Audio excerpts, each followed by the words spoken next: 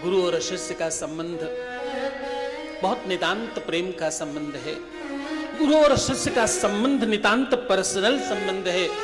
गुरु और शिष्य का जो वार्तालाप है ना, वो सामूहिक नहीं हो सकता। गुरु और शिष्य की वार्तालाप सामूहिक नहीं हो सकती कदाचित कभी भी। क्यों? क्योंकि गुरु के सामने सन्मुख बैठकर तो लोग अपनी नितांत पर्सनल बातें भी कह देते हैं और अपना वो सब दुखड़ा रो लेते हैं। घर में किसी भी बात की तकलीफ हो, सबके सामने मुस्कुरा कर बैठने वाले भी गुरु के चरणों में जाकर के अपनी बात कह लेते हैं। तो गुरु और शिष्य का जो संबंध है, ये दुनिया में सबसे सर्वोपरि है। इससे बड़ा कोई दूसरा संबंध नहीं है, इससे बड़ा कोई रिश्ता नहीं है दुनिया में। सारे रिश्ते नाते छूट सकते हैं, गुरु का संबंध छूटता नहीं। उसका कारण बताऊं आपको? गुरु और शिष्य का रिश्ता छूट क्यों नहीं पाता मालूम? गुरु और शिष्य का रिश्ता छूट इसलिए नहीं पाता क्योंकि इसमें कोई एक ही है जो रिश्ते को चलाए रखता है। क्या कह रहा हूं? इसमें कोई एक है जो रिश्ते को चलाए रखता है और रिश्ते को बांधे रखता है। दुनिया का कोई भी रिश्ता कोई एक चला सकता है, दोनों मिलकर चलाएंगे तो नहीं चलता। रिश्ते और संबंध हमेशा एक व्यक्ति चलाने का नाम है। गौर से सुनना, कोई एक चलाता है। कोई कभी देखना पति पत्नी को ज्यादा प्रेम करता होगा तो पत्नी का ध्यान उतना नहीं होगा उस पर, और पत्नी पति को प्रेम करती हो तो पति का ध्यान उतना उस पर नहीं होगा।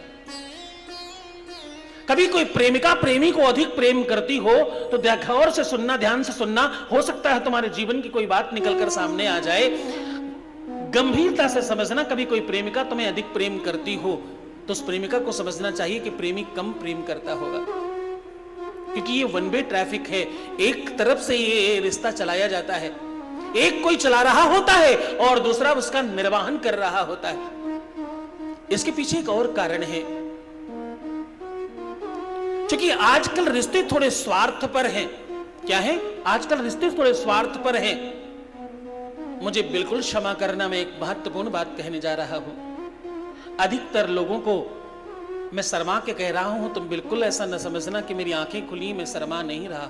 मैं बिल्कुल शर्मा के कह रहा हूं, बिल्कुल लजा के कह रहा हूं कि आजकल लोग अपनी उम्र से कम उम्र के लोगों से प्रेम करने में ज्यादा कंफर्टेबल महसूस करते हैं।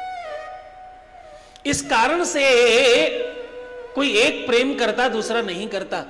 एक का प्रेम होता है, दूसरे का स्वार्थ होता है। क्यों? क्योंकि प्रेम तो परस्परता का नाम है, प्रेम तो बराबरी का नाम है, प्रेम तो सौहार्द का नाम है। प्रेम में आदान प्रदान नहीं होता, प्रेम में लेन देन नहीं होता, प्रेम में किसी भी प्रकार का कोई मोल भाव नहीं होता।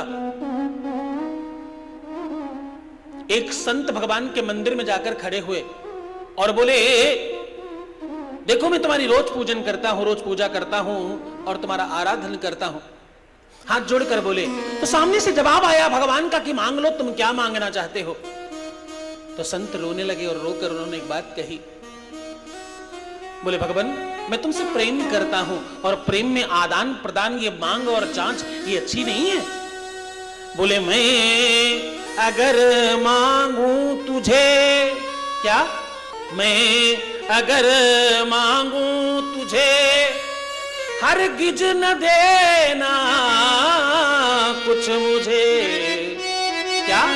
बोले, अगर मैं मांग बैठूं कभी गलती से, वैसे तो मैं मांगूंगा नहीं, लेकिन पता नहीं कभी भावावेश में आकर कोई बात कह जाऊं, तो मैं अगर मांगू तुझे तो हरगिज न देना कुछ मुझे, वरना आशिक नहीं मजदूर कहलाऊंगा मैं। वरना मजदूरी सी लगेगी, ऐसा लगेगा कि मैंने कुछ काम किया और उसके बदले में तुमने हमें कुछ पुरस्कृत कर दिया और कुछ मूल्यांकन कर दिया मेरा।